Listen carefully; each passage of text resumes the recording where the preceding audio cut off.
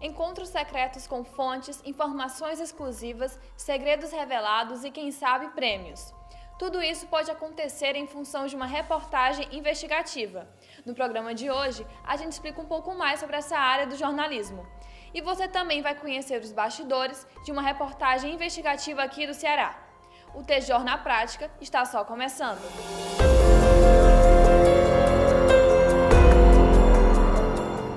Jornalismo investigativo. Prática de reportagem especializada em desvendar mistérios e fatos ocultos do conhecimento público. Foi exatamente isso que os jornalistas Kilvio Muniz e Alessandro Torres fizeram na reportagem Doutor Assédio. A matéria, exibida no Fantástico em julho de 2019, mostrou que o respeitado médico e prefeito da cidade de Uruburetama não era bem aquilo que muita gente imaginava. No interior do Ceará, um ginecologista abusava sexualmente de suas pacientes e gravava tudo com uma câmera escondida.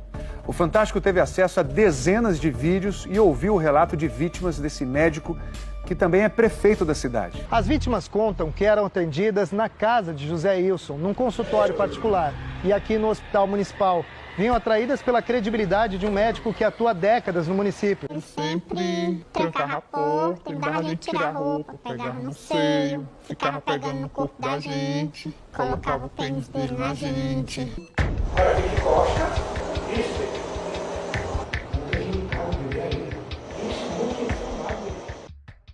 Nos meus 27 anos de televisão, essa foi uma das matérias de maior repercussão que eu fiz. Pela delicadeza do assunto, a gente está falando de mulheres vulneráveis que estavam indo para fazer um exame ginecológico e de repente se viram naquela situação. 12 anos de jornalista de TV, e essa é a que eu vi realmente, acho que o quanto a gente pode ir longe e que a gente realmente pode fazer a diferença, né? Em seu livro Jornalismo Investigativo, o fato por trás da notícia, Cleófilo Monteiro diz que esse tipo de reportagem pode ter diversos pontos de partida. Pequenos fatos curiosos, observação direta da realidade e pistas dadas por informantes. É nesse último caso que se encaixa a reportagem Doutor Assédio. A fonte principal dessa matéria passou para a gente, chegou na redação e entregou, inclusive para minha chefe, o pendrive com os vídeos. Como a gente percebeu que era algo de muito fôlego, muito denso e que tinha um potencial realmente de ser uma matéria nacional, a gente incluiu, né, a rede, que é o Núcleo Globo aqui no Ceará, para que a gente pudesse fazer isso conjuntamente. E ano passado já tinha feito matéria a respeito desse prefeito médico, de um vídeo que viralizou dele com uma paciente praticando ato sexual dentro do consultório. E aí, dessa vez, não, chegaram vários vídeos, todos com um teor muitíssimo grave, a maioria deles de sexo não consentido, claramente de abuso sexual contra as pacientes.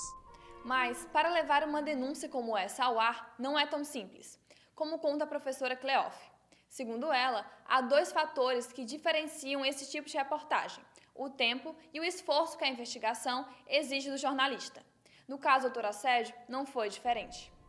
Eu assisti os 63 vídeos. Os números usados na reportagem foram levantamentos que eu fiz.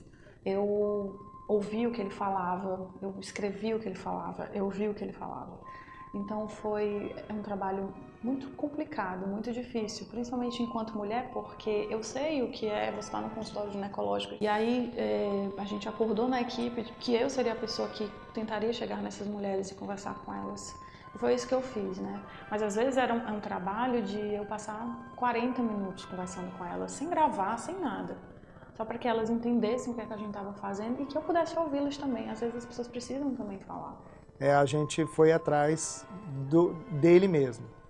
E foi o momento, acho que, crucial e mais difícil até da matéria, pelo menos para mim.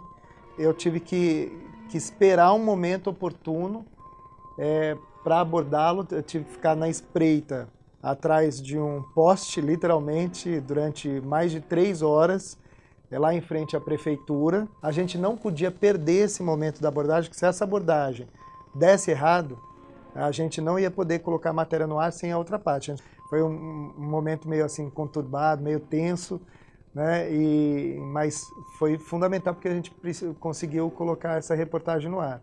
Um outro importante estudo sobre jornalismo investigativo foi feito por Winch e Borelli. Segundo eles, a investigação jornalística precisa superar os obstáculos impostos por quem esteja interessado em ocultar atos ilícitos. Na reportagem do Sistema Verdes Mares, o principal obstáculo foi justamente o poder político do doutor Assédio. Em 94, algumas pacientes lá fizeram uma denúncia, mas na época elas não tinham prova nenhuma, era a palavra delas contra a palavra dele. Era a palavra de mulheres simples, pobres, contra o prefeito e médico da cidade. E não só não aconteceu nada com ele, como elas foram punidas. Elas passaram um ano sofrendo perseguição, sendo apedrejadas nas ruas. As mulheres viraram novamente algozes e ele virou vítima. Tanto que no ano passado ele entrou contra as mulheres com processo de injúria. E a justiça, até então, disse que para elas não serem processadas, elas tinham que pedir desculpas. Ele sempre teve Ministério Público, polícia, tudo a favor dele lá na cidade. E é algo que, com certeza, eu posso garantir que se não fosse essa reportagem, ele ia continuar agindo impunemente e até quando ele quisesse. Os autores Porcelo e Sartori também trazem um ponto importante para essa discussão sobre reportagens investigativas. Eles dizem que, em casos assim, o jornalismo assume uma posição de porta-voz da sociedade. Ao denunciar atos ilícitos, a reportagem investigativa impulsiona o julgamento de quem está sendo acusado. E foi só depois da matéria do Fantástico que o doutor Assédio começou a ser punido. Porque é um programa que ele é assistido pelos ministros, ele é assistido pelos governantes, ele tem cerca de 20 milhões de telespectadores. Então, o alcance é enorme. Quando sai alguma coisa no Fantástico, essas pessoas são provocadas a fazer alguma coisa. Tanto que no dia 1 foi a matéria. No dia 2, ele perdeu o mandato dele do PCdoB. No dia 3, ele foi cassado como prefeito. Depois, perdeu o direito de exercer medicina. Depois foi preso, enfim. Porcelo e Sartori também falam que quando o jornalista toma para si esse papel de porta-voz social, ele reforça a credibilidade do próprio jornalismo. Assim, trabalhos como o doutor Assédio asseguram um papel de poder do jornalismo dentro da sociedade.